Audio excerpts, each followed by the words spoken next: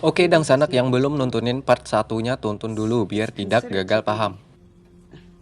taking to those.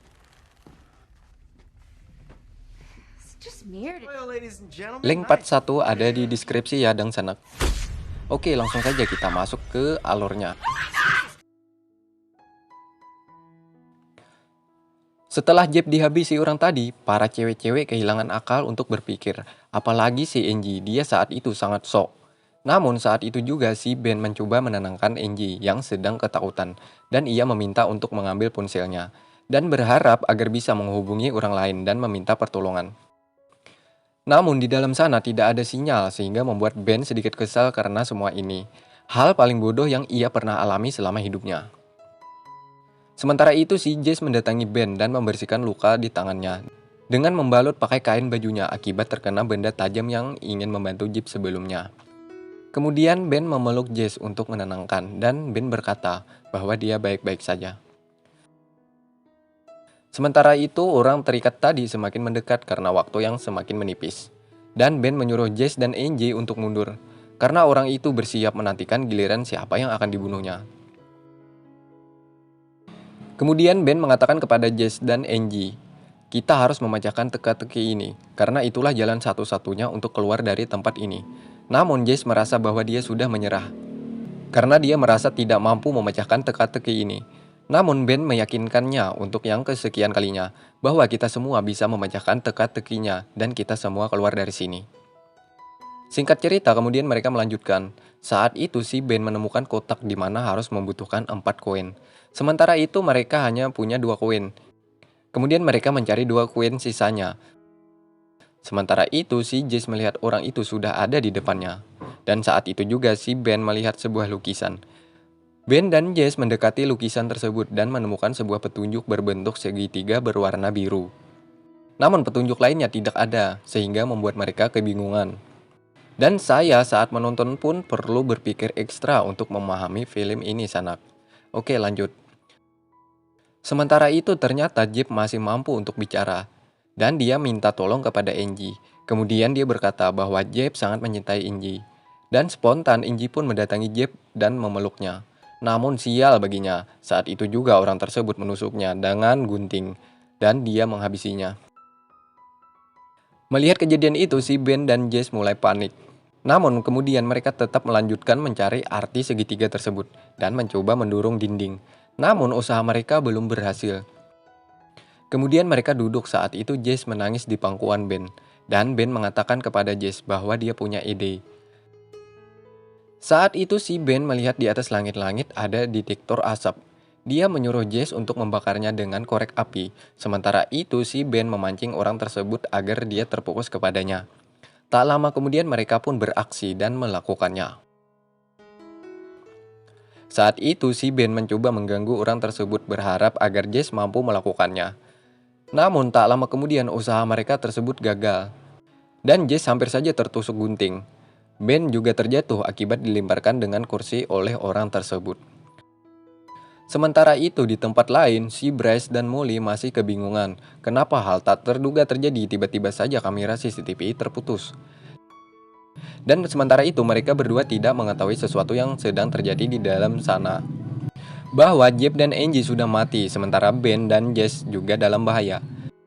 Dan tiba-tiba TV pun bernyala lagi. Si Bryce pun mencoba memutar ulang rekaman CCTV tersebut. Dan Bryce mengulang kejadian sebelum CCTV mati tadi. Ternyata penyebab CCTV-nya mati karena olah orang tersebut. Ternyata nama orang itu adalah Jonathan. Dia sebelumnya disuruh Molly untuk menjadi orang yang akan menakut-nakuti mereka berempat tadi. Namun semua itu tidak sesuai rencana. Bryce dan Molly pun masih bingung kenapa Jonathan melakukan di luar rencana. Hal itu membuat Bryce penasaran dan dia sekali lagi mengulang rekaman tersebut. Sebelum Jonathan mematikan kamera CCTV-nya, dia melihat Jeb mendekati sebuah lemari, dan di sana ada sebuah benda kotak yang ia cari sebelumnya. Dan saat itu, Bryce melihat benda tersebut telah dibuka oleh Jeb, dan dia tidak menutupnya kembali. Saat itu juga membuat Bryce hanya bisa diam dan termenung sejenak di atas kursinya. Dan ia tahu bahwa Jonathan telah dirasuki makhluk gaib sehingga dia membabi buta dengan cara menghabisi setiap orang yang ada di dekatnya. Sementara itu di tempat Ben dan Jess, Waktu tersisa hanya tinggal 19 menit lagi. Dan saat itu Ben mencoba mengambil sisa 2 koin yang ada di tangan Jonathan.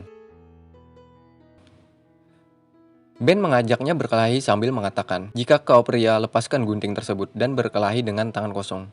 Saat itu si Jess melemparkan sebuah benda ke badan Jonathan, dan ia lengah. Saat itu juga si Ben mampu menusukkan benda tajam ke badan Jonathan. Namun itu tidak membuat Jonathan merasa sakit, dan dia langsung menghabisi Ben, dan Ben pun juga mati. Saat itu juga Jess berteriak sambil menangis kepada Jonathan, "Kenapa kamu melakukan semua itu? Apa kamu puas dengan semua ini?" Jonathan yang sedang kerasukan, dia hanya diam dan melemparkan 2 koin ke Jess. Kemudian Jess mengambilnya dan sesegera menyelesaikan teka-teki ini. Saat itu dia memasukkan ke-4 koin tersebut ke dalam kotak. Kemudian dia membuka lemari. Di dalam lemari ada besi kecil. Kemudian dia mengambil kotak berwarna putih dan memutarnya dengan besi kecil tadi. Setelah tak lama memutar, kemudian berhasil terbuka. Di dalam sana ada kertas dan ia membuka kertas tersebut. Dan ternyata bacaannya hanyalah sebuah kata An. An ini bahasa Mesir kuno yang berarti tidak ada apa-apa. Melihat semua itu membuat Jess kesal dan menangis juga marah kepada Jonathan.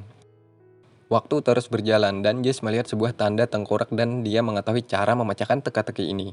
Dan dia berlari ke pintu dan memutarnya. Saat itu juga tiba waktu di mana waktu bermain habis. Dan orang tersebut mampu melepaskan dari ikatan rantai tersebut karena waktunya sudah habis.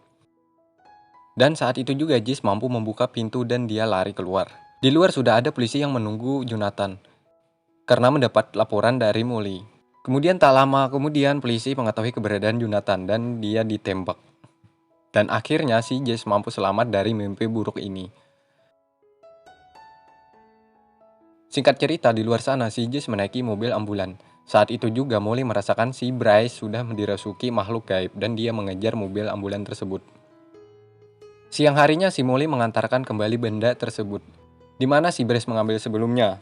Dan di sana orang tua itu mengatakan, "Dia akan mengingat kamu sampai kamu mati, dan bersiaplah kamu yang jadi korban selanjutnya."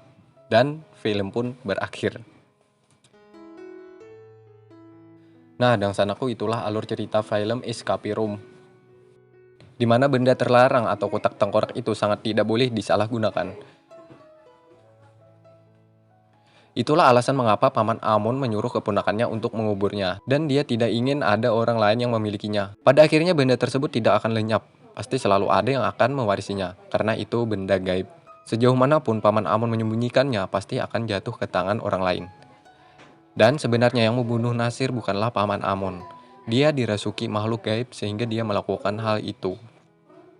Nah, dan sanaku itulah alasan kenapa Paman Amon mengubur benda tersebut. Oke, terima kasih sudah nontonin video ini. Bertemu lagi di video selanjutnya. Saya C, salam srolot.